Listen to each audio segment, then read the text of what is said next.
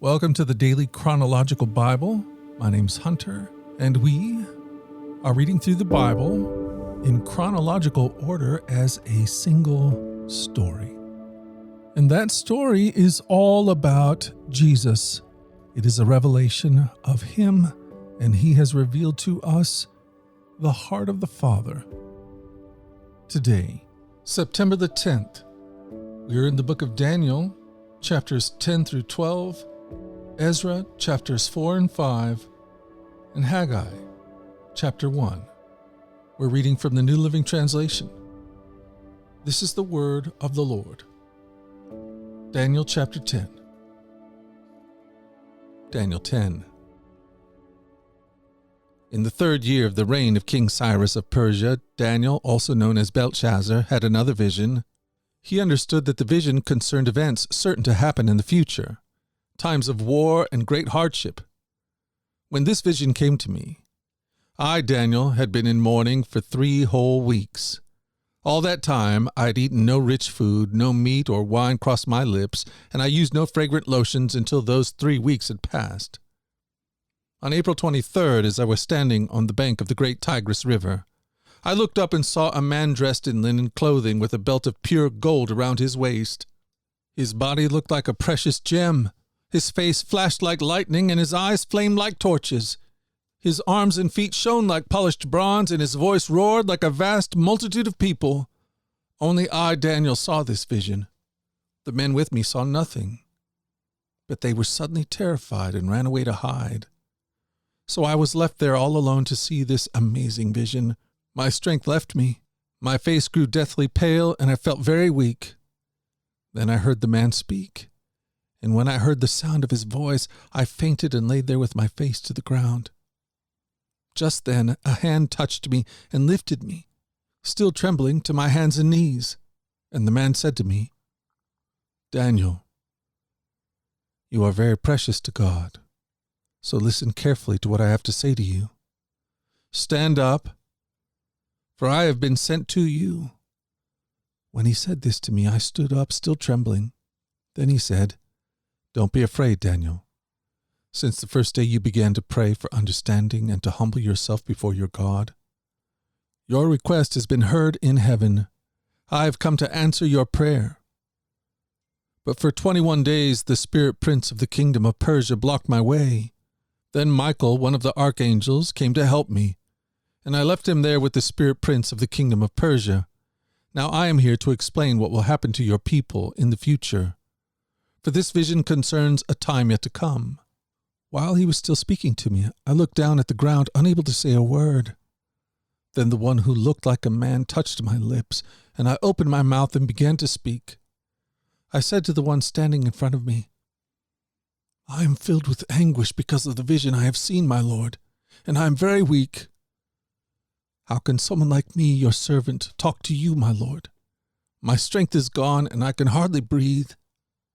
Then the one who looked like a man touched me again, and I felt my strength returning. "Don't be afraid," he said, "for you are very precious to God. Peace. Be encouraged. Be strong." As he spoke these words to me, I suddenly felt stronger and said to him, "Please speak to me, my Lord, for you have strengthened me." He replied, "Do you know why I have come?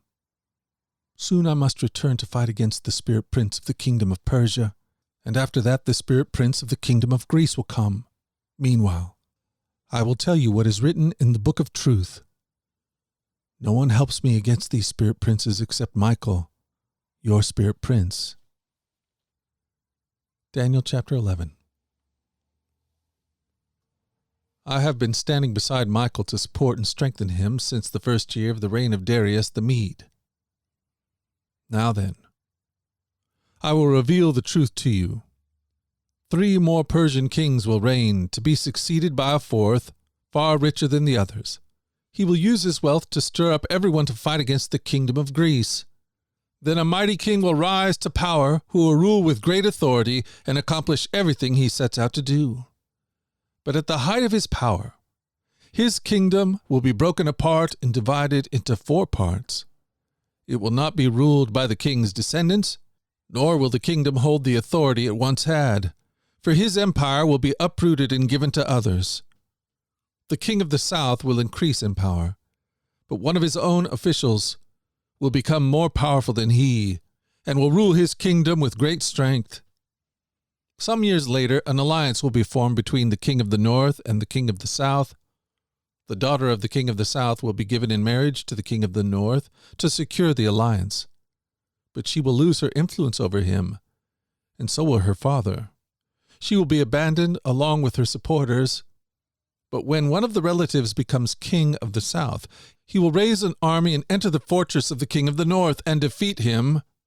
When he returns to Egypt, he will carry back their idols with him, along with priceless articles of gold and silver. For some years afterward, he will leave the king of the north alone. Later, the king of the north will invade the realm of the king of the south, but will soon return to his own land. However, the sons of the king of the north will assemble a mighty army that will advance like a flood and carry the battle as far as the enemy's fortress. Then, in a rage, the king of the south will rally against the vast forces assembled by the king of the north and will defeat them. After the enemy army is swept away, the king of the south will be filled with pride and will execute many thousands of his enemies. But his success will be short-lived.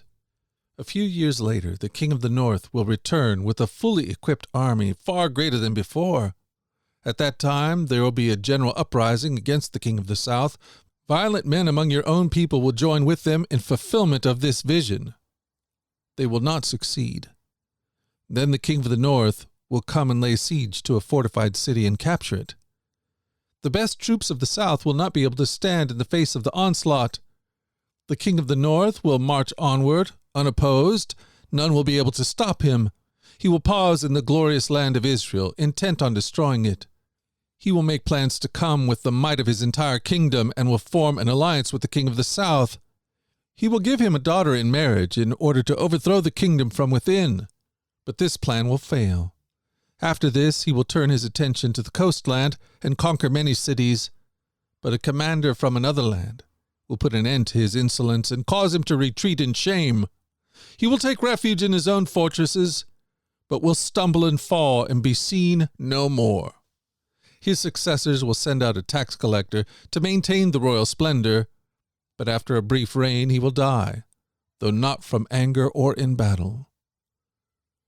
The next to come to power will be a despicable man who is not in line for royal succession. He will slip in when least expected and take over the kingdom by flattery and intrigue. Before him, great armies will be swept away, including a covenant prince. With deceitful promises, he will make various alliances. He will become strong despite having a handful of followers. Without warning, he will never enter the richest area of the land. Then he will distribute among his own followers the plunder and wealth of the rich, something his predecessor had never done. He will plot the overthrow of strongholds, but this will last for only a short time. Then he will stir up his courage and raise a great army against the king of the south. The king of the south will go to battle with a mighty army, but to no avail, for there will be plots against him. His own household will cause his downfall. His army will be swept away, and many will be killed. Seeking nothing but each other's harm, these kings will plot against each other at the conference table, attempting to deceive each other. But it will make no difference, for the end will come at the appointed time. The king of the north will then return home with great riches. On the way he will set himself against the people of the Holy Covenant, doing much damage before continuing his journey. Then at the appointed time he will once again invade the south. But this time the results will be different. For warships from western coastlands will scare him off, and he will withdraw and return home. But he will vent his anger against the people of the Holy Covenant and reward those who forsake the covenant. His army will take over the temple fortress, pollute the sanctuary, put a stop to the daily sacrifices, and set up the sacrilegious object that causes desecration. He will flatter and win over those who have violated the covenant, but the people who know their God will be strong and will resist him. Wise leaders will give instruction to many, but these teachers will die by fire and sword. for they will be jailed and robbed. During these persecutions, little help will arrive, and many who join them will not be sincere. And some of the wise will fall victim to persecution. In this way, they will be refined and cleansed and made pure until the time of the end, for the appointed time is still to come. The king will do as he pleases, exalting himself and claiming to be greater than every god, even blaspheming the God of gods. He will succeed, but only until the time of wrath is completed. For what has been determined will surely take place. He will have no respect for the gods of his ancestors, or for the God loved by women, or for any other god, for he will boast that he is greater than them all. Instead of these, he will worship the god of fortresses, a god his ancestors never knew, and lavish on him gold, silver, precious stones, and expensive gifts. Claiming this foreign god's help, he will attack the strongest fortresses. He will honor those who submit to him, appointing them to positions of authority and dividing the land among them as their reward. Then at the time of the end, the king of the south will attack the king of the north. The king of the north will storm out with chariots, charioteers, and a vast navy. He will invade various lands and sweep through them like a flood. He will enter the glorious land of Israel, and many nations will fall, but Moab, Edom, and the best part of Ammon will escape. He will conquer many countries, and even Egypt will not escape. He will gain control over the gold, silver, and treasures of Egypt, and the Libyans and Ethiopians will be his servants. But then news from the east and the north will alarm him, and he will set out in great anger to destroy and obliterate many. He will stop between the glorious mountain and the sea, and will pitch his royal tents.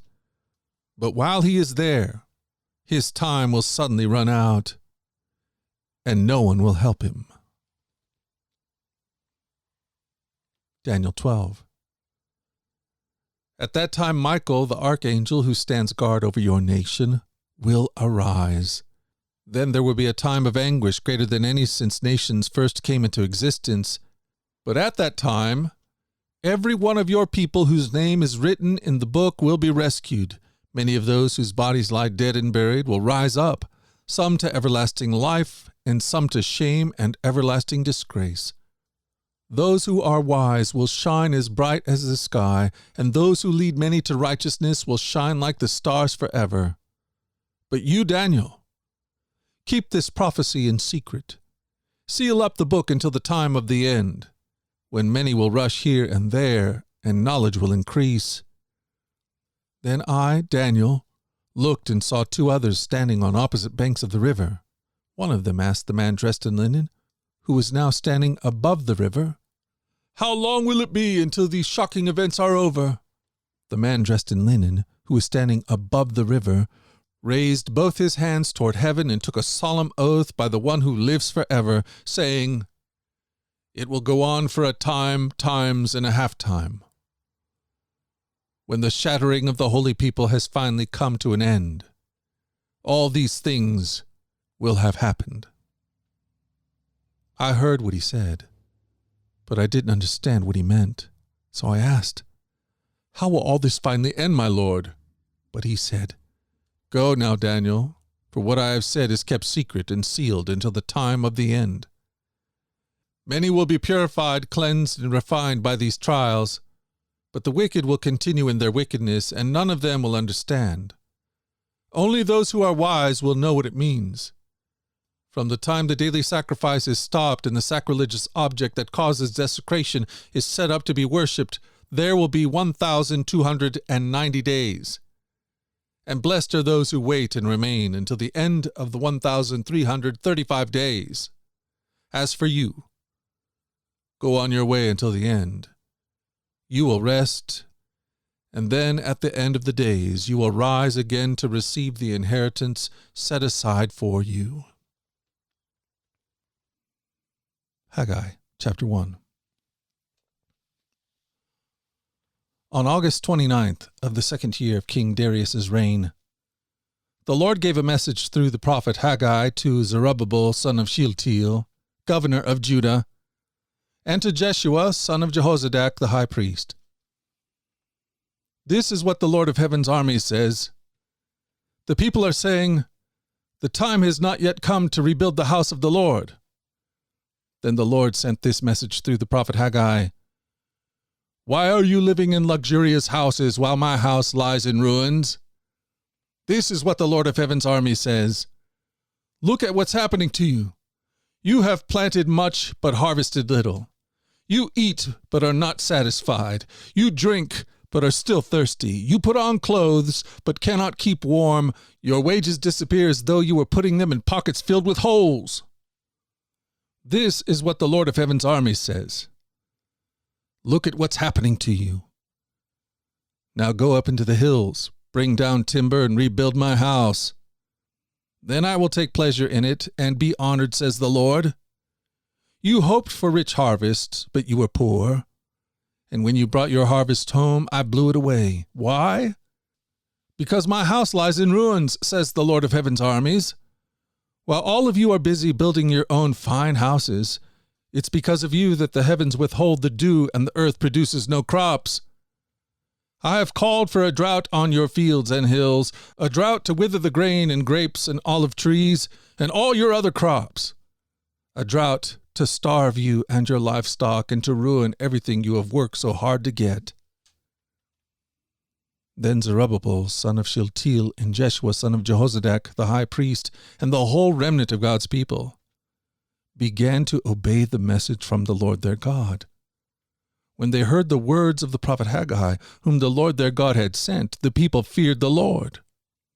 Then Haggai, the Lord's messenger, gave the people this message from the Lord. I am with you, says the Lord. So the Lord sparked the enthusiasm of Zerubbabel, son of Shealtiel, governor of Judah, and the enthusiasm of Jeshua, son of Jehozadak, the high priest, and the enthusiasm of the whole remnant of God's people. They began to work on the house of their God, the Lord of Heaven's armies, on September 21st of the second year of King Darius's reign.